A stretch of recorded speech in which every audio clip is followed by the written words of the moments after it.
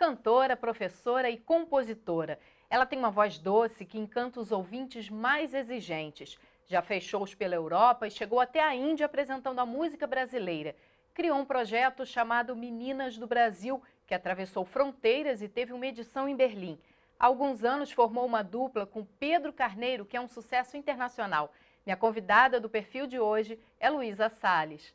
Oi, Luísa, prazer te receber aqui no perfil. Oi, Potira, obrigada pelo convite, muito feliz de participar. Bom, vamos começar um pouquinho falando sobre esse dom para a música, né? Quando você era criança, você já sonhava em tocar algum instrumento, em cantar? Como é que começou essa história da música na sua vida? Foi muito cedo, na verdade, com 4 anos de idade, eu pedi para os meus pais um violino, porque a minha mãe costumava ouvir música clássica em casa e eu ficava perguntando: que som é esse, mãe? Como é que é isso? Ela explicou que era o violino, tá? Eu falei: eu quero tocar violino. Mas eu acho que muitas pessoas acham que as pessoas nascem com um dom para música, né? Eu acho que o mais importante é o estímulo na infância.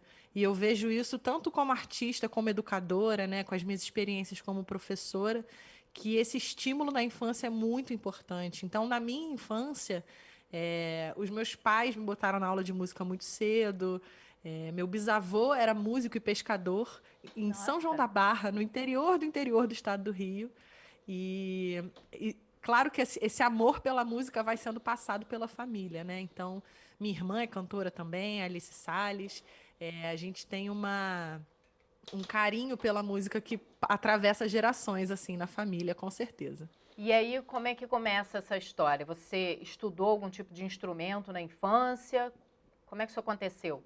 Sim, esse desejo pelo violino aconteceu quando a gente morava em Campos dos Goytacazes. Por causa da profissão do meu pai, eu me mudava bastante. E aí, só quando eu cheguei no Rio, é, que eu comecei a estudar violino, que a gente conseguiu um instrumento emprestado, porque também não era fácil de achar em Campos. E comecei a fazer minhas primeiras aulas. E, ao mesmo tempo, eu entrei para o coral da minha escola. Mais uma vez, a música na infância influenciando, né? Essa oportunidade de ter um coral na escola, para mim, foi muito, muito transformadora, né? E, a partir disso, eu comecei a estudar, querer me dedicar. Fui para Vila Lobos, que é um curso de música muito bacana aqui do Rio, né? E e aí, com 13 anos, eu decidi que eu queria ser musicista, assim. Eu comuniquei à minha mãe muito cedo. Falei: mãe, eu acho que eu vou querer ser violinista, tal. Eu ainda estava nesse clima da E música ela erudita aceitou e bem a tal. sua decisão? Ela ficou um pouco receosa, porque viver de música, todo mundo sabe que não é fácil, né? Mas ela sempre incentivou, sempre estava em todos os concertos, em todas as apresentações dos corais. Então, a gente sabe que os pais sentem esse receio pelo futuro, né? Falando financeiramente também, mas ela sempre acreditou, né? E aí na escola eu já decidi que queria fazer o vestibular para música. Para mim foi tudo uma linha reta praticamente, né? E mesmo na escola também tive que enfrentar alguns momentos que eu era boa aluna. E aí o coordenador da escola: olha, eu vi que você só vai fazer vestibular para música. Por que você não faz para direito, para medicina? Você é tão inteligente, é um desperdício. Eu falei: nossa, que Como se coisa, né? música fosse uma coisa menor, né? Existe esse Exatamente. pensamento, né? E aí você E participa aí de festivais, como é que você se encontra, né, nesse público com a música? a faculdade de música, para mim, foi o grande momento de descobrir essa relação profissional com a música, né? Então, eu comecei a cantar na faculdade, né? Me apresentar na Lapa, participar de concursos de samba, participar de festivais da canção, atuar em grupos vocais, e aí eu entro no Ordinários. Já durante a faculdade, né, que eu comecei a minha participação no Ordinários, e fiquei bons anos lá aprendendo bastante com Augusto Ordini, né, aquele arranjador fantástico. E, e aí a relação profissional se deu realmente através dos contatos com os colegas de faculdade, com a formação das primeiras bandas, enfim. Acabou sendo um caminho natural também. Você falou agora do Sexteto Ordinários, que é um grupo fantástico, né? Hoje, se não me engano, são 7 pessoas cantando, né? Tem mais uma. São 6 cantores e um percussionista que entrou oficialmente, porque ele tá na formação, o Matheus Xavier, desde o início do grupo. Ele é um amigo meu que eu convidei para participar como percussionista. E ele ficou no grupo para sempre. Então ele ganhou o cargo de membro oficial. E você participou da fundação do grupo, né? Como é que surge a ideia de formar um grupo desse? Na verdade, foi uma ideia do Augusto Ordini, da Mayra Martins, do Gustavo Campos e do Luciano de Bala, que cantavam em outro grupo, e eles decidiram fazer um grupo menor. E aí eu fui uma das primeiras a entrar por teste. Eles abriram testes, então tinha uma partitura com um arranjo que eu tinha que estudar e cantar junto com eles. E eu lembro que eu fui fazer o teste super nervosa, assim. Eu sempre amei cantar em grupo, né? Em coro, em grupo vocal. E eles eram de uma geração que eu. Um pouquinho acima da minha, só um pouquinho. E eu admirava muito, né? E aí eu fui fazer esse teste e passei. E assim, logo saindo do teste, eles já me ligaram: Oi, Luísa, aqui é o Augusto. Você quer entrar pro grupo? Eu falei: Ai, que legal, tal. Foi uma experiência, assim, muito bacana. E aí, como vocês se apresentavam? Existia algum apoio financeiro? Como é que funcionava esse desenvolver do grupo? O desenvolver de um grupo ou de uma banda no Brasil é sempre com muita garra, né? Com muita raça e muita dedicação. Então, era um trabalho que tinha ensaios semanais, que a gente pegava a produção para fazer. Então, sempre se inscrevendo em editais, sempre buscando patrocínios, mas na gravação do segundo disco, a gente decidiu fazer um crowdfunding, né? Um financiamento Uhum. coletivo que eu tinha feito com o meu CD solo, Aventureira. E aí levei também essa ideia para o grupo de fazer esse financiamento. E, e desde então o grupo tem trabalhado nisso. Assim, eu não estou mais com eles, mas vocês podem procurar pelo Benfeitoria do Ordinários. É um site de arrecadação onde eles estão produzindo conteúdo constantemente. E tem sido uma forma de patrocínio muito bem sucedida entre artistas independentes, né? Que é de você usar os seus fãs para contribuir com o seu trabalho. Então, tem gente que faz uma assinatura de R$ 10 por mês e ajuda aquele artista. E vocês chegaram a viajar, inclusive, para a Alemanha, né? Como é que foi essa experiência fora com o grupo? Foi minha primeira experiência no exterior, tocando e cantando. E foi muito bacana, assim. A gente fez concerto em Frankfurt e a gente também foi para outras cidades, fomos para Colônia também. E fizemos workshops com coros de música brasileira, regidos por regentes brasileiros, mas com cantores alemães. Então foi uma troca muito interessante. E no mesmo ano eu acabei indo fazer o meu mestrado na Espanha. Então, quando eu viajei com Ordinários, eu não fazia ideia de que eu ia morar na Europa. Então, foi assim, minha primeira vez na Europa, que loucura! E aí, logo depois, eu já estava estudando lá, assim. Foi uma sequência de fatos, assim, muito feliz. Essa sua ida para a Espanha mudou o que no seu modo de ver a música, né? Essa troca de experiência também com pessoas de outros países, pessoas do mundo todo vão estudar lá, é um campus na Espanha. E o que muda isso na cabeça de um músico, né? Na formação desse músico? Muda tudo, né? Porque eu vim de uma escola na Unirio, né, que valoriza muito a música brasileira no currículo, nas matérias, os professores são grandes especialistas. E indo para lá, eu me sentia assim, representando mesmo a nossa música, né? E todo mundo queria tocar comigo música brasileira, e queria aprender, e queria, né? E a experiência na Berkeley Valência, né, foi muito interessante porque realmente eram alunos de 30 nacionalidades diferentes, mais ou menos por aí. E esse intercâmbio, então, eu fiz um amigo indiano que era tablista, então ele foi o primeiro contato com esse universo da música indiana. Tinha os alunos do Oriente Médio, que eram especialistas, né? Tocavam oud, tinham toda uma música diferente também. A cultura flamenca na Espanha, que é riquíssima, né? Então tinha um percussionista flamenco lá. E foi muito enriquecedor, assim.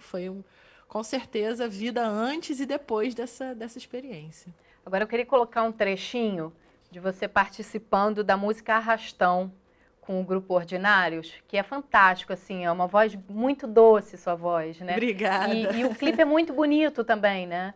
Então eu queria Foi colocar... Foi gravado aonde? ao vivo no Parque das Ah, Ruínas, é um aqui no lugar Rio de lindo Janeiro. também. Então eu queria colocar só um trechinho para que as pessoas pudessem conhecer um pouco do trabalho desse grupo que é fantástico, né? Vamos ouvir um Vamos, pouquinho. matar a saudade do Ordinários. Vem na rede, João,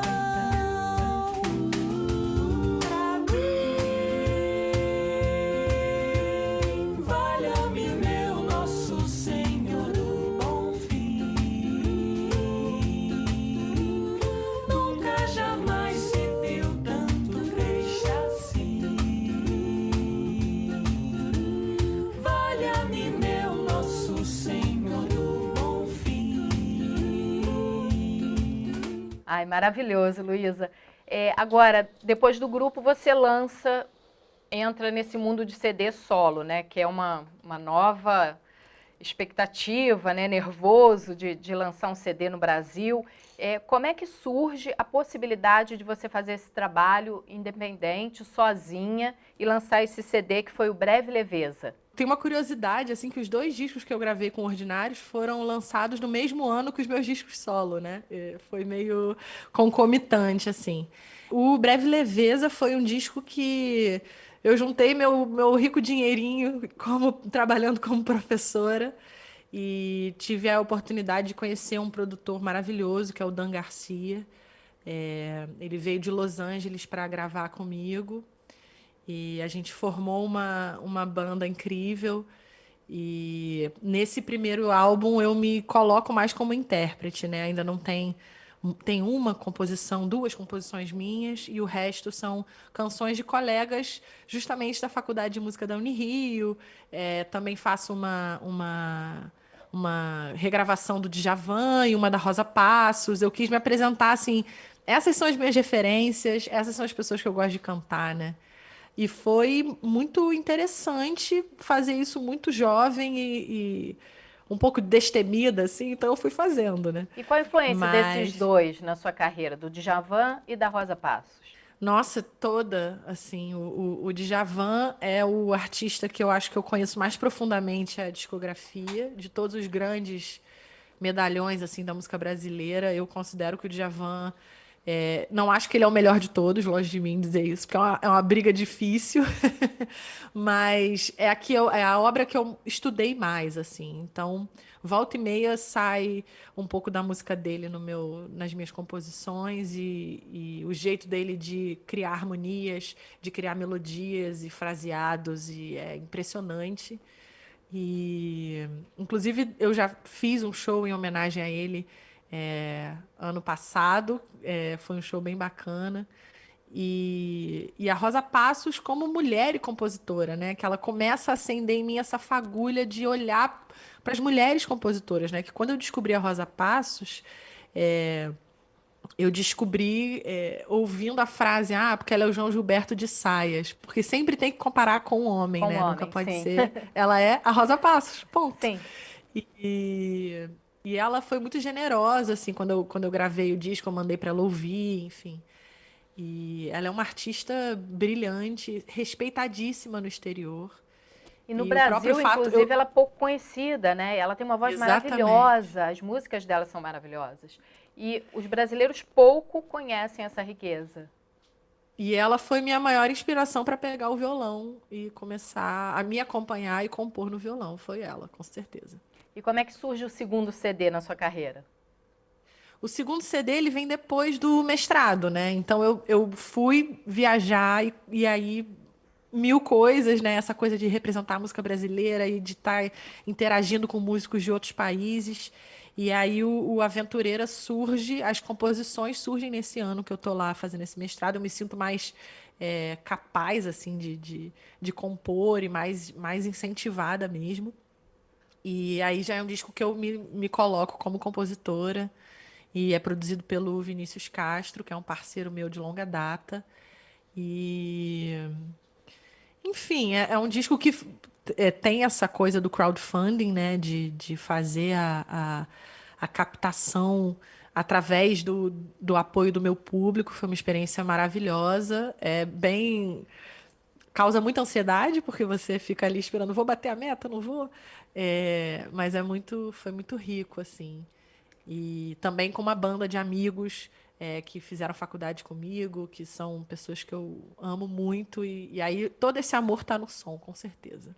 Bom, eu queria então, para a gente encerrar esse primeiro bloco do programa Perfil, que você cantasse uma musiquinha, né? Aproveitar que você está aí. Então, lembrando que os meus discos estão em todas as plataformas digitais, você pode procurar lá, Luísa Salles, Breve Leveza e Aventureira. Mas eu hoje vou tocar uma música que não está gravada em disco nenhum ainda. Uau! E é uma canção, mesmo inédita, ela já foi premiada no Festival da Canção de Paranavaí, no Paraná. Foi finalista do Toca, semifinalista do Toca, o Festival da Canção Online que aconteceu esse ano. E se chama Câmara Escura. Ela fala um pouco dessa nossa relação com as redes sociais, com a mentira, com a verdade. Então vamos lá, canta um trechinho aí pra gente.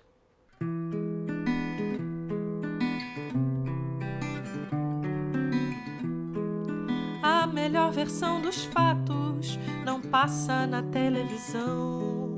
A vida além do retrato não cabe na revelação. A câmara escura do mundo inverte tudo que se vê. O enquadramento oportuno recorta o melhor de você. A verdade não vai se vestir com a roupa que você lhe der. A verdade inconteste é aquela que se despe aos olhos de quem não quer. A verdade não vai se vestir com a roupa que você lhe der. A verdade inconteste é aquela que se despe aos olhos de quem não